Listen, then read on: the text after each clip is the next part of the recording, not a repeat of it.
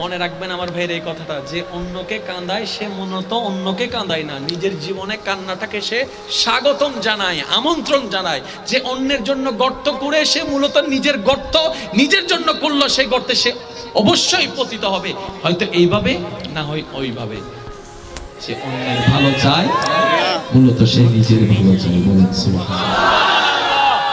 এবার শুনেন, এবার বান্দা ইতের অবস্থা দিতে যোগ্য হতে অমলা বুঝি আই তুই যারা হুন উপায় নাই, আই তো গরি ফেলাইব থামুন্ডু আইও কি ভাই বুড়ো বছর কাঁকা আল্লাহ হতো ওয়া মনোযোগ দুন বুড়ো বছর কাঁকা আল্লাহ হদ্দে তোরা মান নমান আর আয়াত ফললাই তুমি পবিত্রল্লাই পবিত্র, অপবিত্রল্লাই অপবিত্র, বাটপারল্লাই বাটপার, সতল্লাই সৎ। ওয়া যুবক আবিয়াতা কলো উনো কেন উনো, কারণ তুই মানো না মানো আইনি ফললাই তুমি জোর হনা বাজি নিজের বালা যদি চল আইনিবে তাই নইলা দ্বিতীয় কোনো অপশন নাই।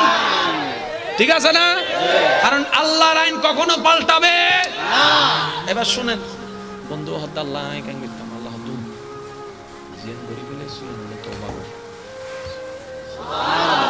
যদি তুমি ভুল বুঝতে পারো আমি মাফ করতে প্রস্তুত, কিন্তু একটা শর্ত আছে, তুমি এই আমি তো ভালো ছিল না, আমি তো ভালো ছিল পারবা না, তুমি তোমার জীবনকে আমার উপর ছেড়ে দিতে হবে। তুমি যদি সেটা করো তাহলে আমি তোমার জন্য যেটা রেখেছিলাম সেটাকে ক্যান্সেল করে তোমার জন্য উপযুক্ত একজনকে আমি ফিটিং করে দিব, যেটা তোমার মতো পবিত্র থাকবে, পবিত্র থাকবে, পবিত্র থাকবে। এবার অঙ্ক বুঝেন নাই তো, কোরআনের আয়াত বুঝেছেন কিন্তু অঙ্কটা বুঝতে পারেন নাই। এবার টোটাল বিষয়টা এই এলাকার নাম কি? রাস্তা আছে না, বসে আছেন, একটা গলি দিয়ে একটা মেয়ে যাচ্ছে, আপনি তারে দেখা ওই শায়েরি কবিতা যখন চলে আসলে তারে শুনাই দিলেন 3-4টা, আর মনে মনে চিন্তা করলেন বাহ,